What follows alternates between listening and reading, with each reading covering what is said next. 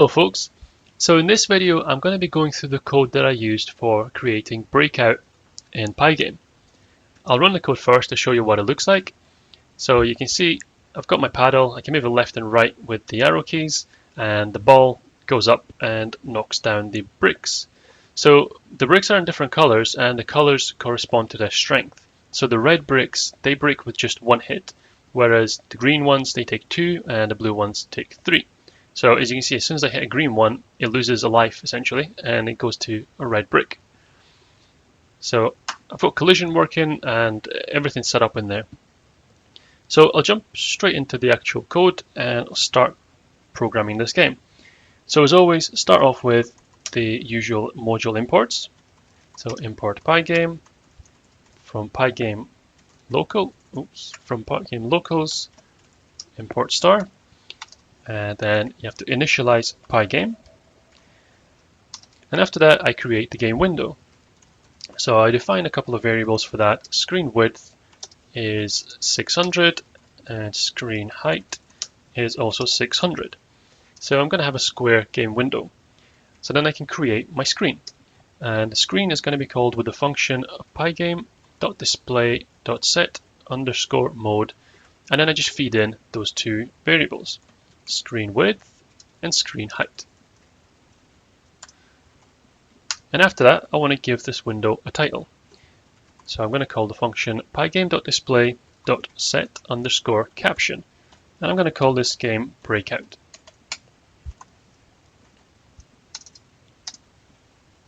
Now with that defined, I can create my game loop. So as always, I set an initial running condition, which I will set to true. And then I'll use a while loop for my main game loop. So while run, which means that as long as run is true, then we execute all the code that's within here. And now I want to have the option to exit the game, so I use event handlers. And I use a for loop for that. So for event in a pygame.event.get, which means it's going to look for all the Pygame events, and I'm going to be looking for a particular one. So if event type is pygame.quit, which is when the X button is clicked in the top right corner of the window, then I set the run variable to false, and that alone is enough to exit this while loop. So once that's happened, I can finalize the code by saying pygame.quit. So that essentially is the complete code.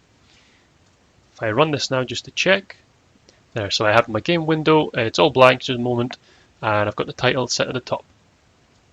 So the next thing I want to do is add a background color. So I'll come up here and I'll define initial colors. And the color I had used for this, I'm just going to copy what I had already in the code. So it was 234.218.184. And normally in some of the games I've coded before, I create a specific function for drawing my background.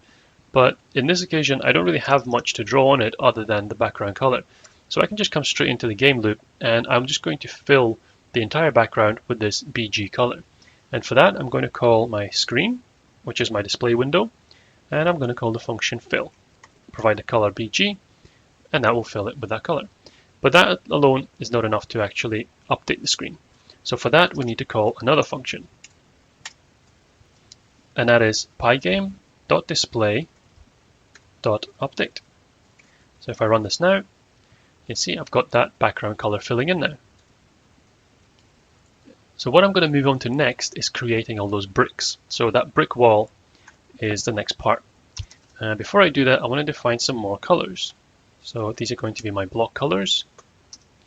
And again, these ones I'd predetermined before. So these are just whatever I used when I made the game originally. So my red one is going to be this. Then I'm going to define a green color, 86.174.87, and lastly my blue bricks, 69.177. And the good thing about this is you can pretty much just play around with these colors as much as you want, and that is what I did. I played around with them all until I eventually got to ones that I liked. So that's my colors defined. I now want to define a few game variables. And the two that I need right now are the number of columns and the number of rows. So my calls, I'm going to have 6 columns, and my rows, I'm going to have 6 rows. And as always with something like this, I'm going to be using classes. So I will define my brick wall class, and this will be class wall. So the first function is always the init function, and this is just going to take an argument of self. So I don't actually need to supply any additional arguments to it. I have my columns and my rows defined globally, and that's all I'm going to use within this function, as well as my colors. So the only things that I need then are a width and a height for each of these bricks. The width I want to be determined by the number of columns, because I want that to essentially stretch to the size of the screen. So at the moment I've defined my screen width and the number of columns. So I will just say screen width divided by the number of columns. And the reason I used this for the division is so that I don't get any decimal points. So this is going to be an integer value. And that means that I can change the number of columns and I can change the screen width, and it's going to adjust accordingly. The height, I'm just going to set that to 50 pixels. So the next function I want to define is the one that actually creates the wall. Define create wall, and again I don't need any arguments in here, so it's just going to be self. Now this bit's a little bit tricky. So the way that this wall is going to be created, it has a color and it has a rectangle. So each of these bricks is going to be saved as a Pygame rectangle. So I will create a list, and in each of these lists I'm going to contain the rectangle position of each brick, as well as the number of lives it has, which is then going to determine its color. Once I've created each individual brick, I will create another list above that, which will house each row. And then when I've created each row, I'm then going to create a final list for the entire wall, which is going to take all of the rows and stack them on top of each other. So it's maybe a little bit confusing, but I'll type it out and it will make a bit more sense. So first of all, self.blocks is my list that covers the entire wall. So this is going to house all of the blocks that I'm going to be making. So first of all, I want to define an empty list for an individual block. And I will call this block individual equals empty list. So now I want to iterate through each of the rows in each of the columns and individually create a brick for each of those points. I'll use a for loop for that. For row in range of rows, meaning that it's going to iterate through this value of 6. I need to now create my block row list.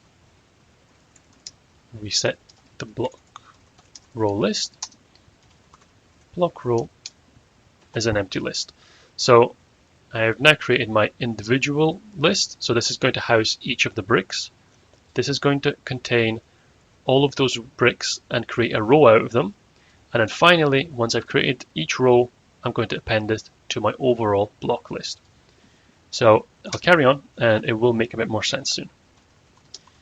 So now I want to iterate through each of my columns. Oops, I missed an end there. I'm iterating at the moment through the rows, and then I want to iterate down the way. So for call in range calls,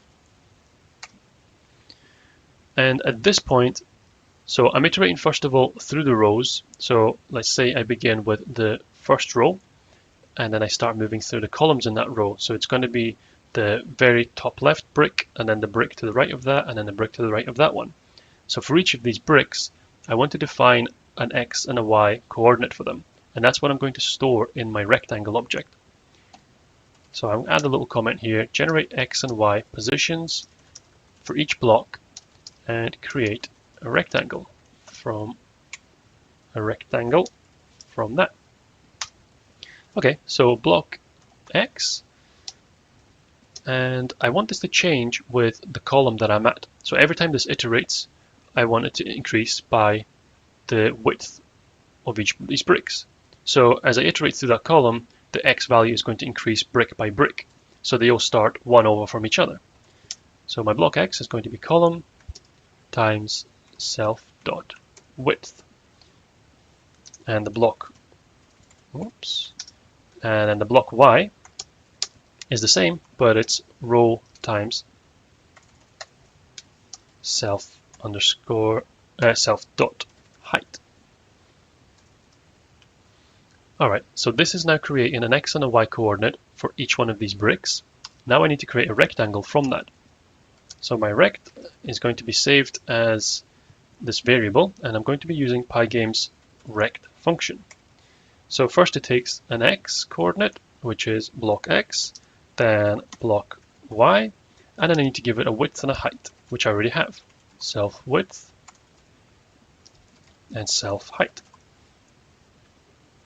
Okay, so that's created every one of those rectangles. Now I just need to assign them a strength, which, if you remember, is what's going to determine the color of each of them. So assign block strength based on row. So I've got the strongest bricks at the top, and then as it goes down, the bricks get weaker. So I'm just going to be looking at what row we're in. So as I'm iterating through these rows, I just want to see which one I'm in, and depending on that one, I'm going to assign a strength. So if row is less than 2, so if we're right at the top of the brick wall, then I want the strongest ones there. So strength is 3. Else if row is less than 4, then strength is going to be 2. Oops, that's a little typo there. And I'll just copy this down for the last one. So lastly, if the row is less than 6, then this is going to be the weakest of the bricks, strength 1. Okay, so I'm nearly done with this for loop here. So essentially what I've done is I've created a rectangle for each of these bricks as I've been iterating through them. I've now assigned a strength to it.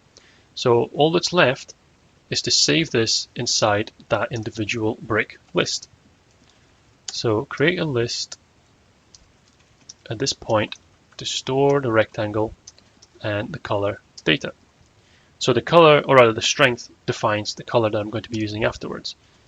So block individual, which was defined originally as an empty list, this is going to have my rect, which I've just created for this individual brick, and a strength for that individual brick. And now that I've created this, I can append it. I can append that individual block to my overall block row. Block row, and the reason I mean, you could do this in other ways, but I really like using lists because there are a lot of functions that are built into Python that make working with lists quite easy.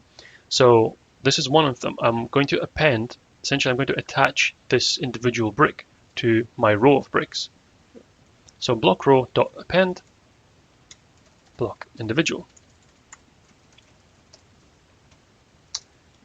And lastly, once I've gone through this entire loop, this entire for iteration, it means that I've finalized and I've created a whole row. So when I've created a whole row, I want to add that to my overall blocks list, which contains every single one of the bricks. So another note here, append the row to the full list of blocks. Self.blocks, because this is going to be part of the instance of this class. Again, I'll use the append function, and I will attach that row list. Okay, so quite a bit of code there. Now that it's complete, if you revisit this, it may make a bit more sense. But essentially, all I am doing is creating a rectangle with, or rather, I'm creating an individual list which contains the features of a particular brick, and then I'm going through that entire row of bricks, creating a new list which covers that row, and then I'm attaching each row into my overall self.blocks list.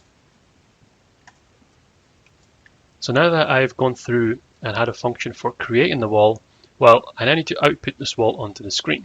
And for that, I'm going to define a second function. This is going to be define draw wall. And again, it doesn't need to take anything apart from self. So now I again need to iterate through everything, and I'm just going to be iterating through this blocks list that I created earlier. So for row in blocks, so essentially move through each of the rows within that list, and then within that list look for each individual block. Okay, so first of all, this is going to be giving me each row, and then I'm going to be iterating through each of those rows and going one by one through each block. And now I can look into the values of that individual block and assign a color based on block strength. So at this point, block is going to be giving me this. For each of the bricks, I'm going to be getting this value. So from that, I'm looking for the strength value. And based on the strength value, I'm choosing a color. So if block, and again, this is another feature of lists, I'm able to access this point. So both of these have an index value within the list. So block 0, if I type block 0, that's going to access this here, and it's going to give me the details of the rectangle. But I want the strength value, so I'm going to say block 1. If this is equal to 3, then this is the strongest block. So I want to set the block color to blue, which I defined previously. And now I copy this down because I'm just going to be repeating this for the other two strengths. I'll just change that to else if this is equal to 2, then I want green squares, green rectangles, and if it's 1, then I want red ones. So now with the color defined, and keep in mind I'm still within my for loop, so I'm still looking at each individual block, I can now draw them. For this I'm going to use pygame.draw.rect. So the first value I need to supply is the game window that I'm putting this onto, which in my case I've already created as screen. Then I need to give it a color, and this is going to be block call, which I've determined from this section of if and elifs above.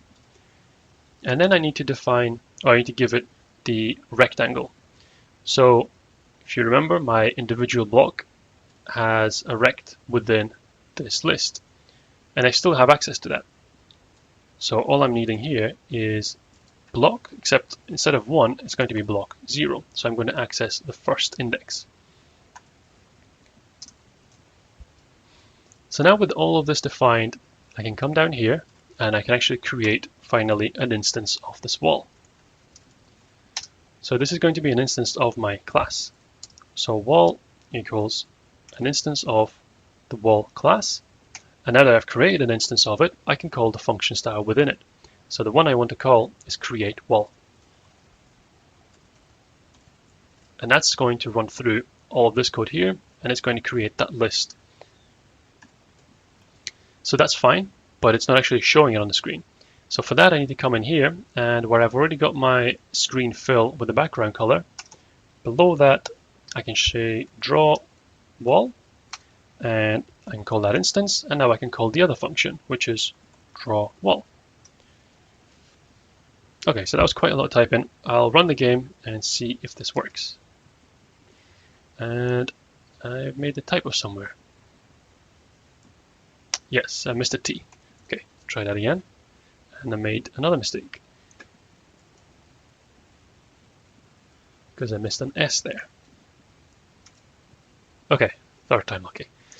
So you can see it's created all of the blocks, but they've kind of just blended into one, and they are there separated, but I haven't got anything to split them up. And there's an easy way of doing that. I'm going to come into the draw wall section, and I'm just going to add a border. So I will draw another rectangle. So it's going to be pygame.draw.rect, so exactly the same function, screen, and the color that I want to use now is the background color. Then I need to give it the rectangle, So it's going to be exactly the same position and width and height as the original. But if I was to run this now, it's just going to fill over. So I will run it just to show. So what's happening first is it's drawing all of my individual colored bricks or blocks, and then after that it's going over it and it's drawing the same blocks but in the background color. So essentially just covering them up.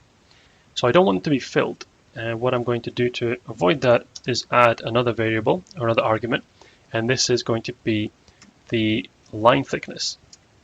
If I run this now, you can see it looks like it's created little borders between all of the blocks, but actually all that's happened is I've drawn rectangles on top of my existing rectangles, and they're just not solidly filled. So what you're seeing, this outline here, is just these new rectangles that I've drawn. And you can change this value here as much as you want, and it's just going to make that thicker. So you're going to end up with slightly smaller blocks. I'll change it back to 2. I think it looks quite good that way.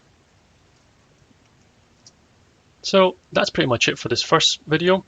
If you find this useful, then please leave a like, and if you want to stay up to date with the next videos and the next tutorials, then please feel free to subscribe.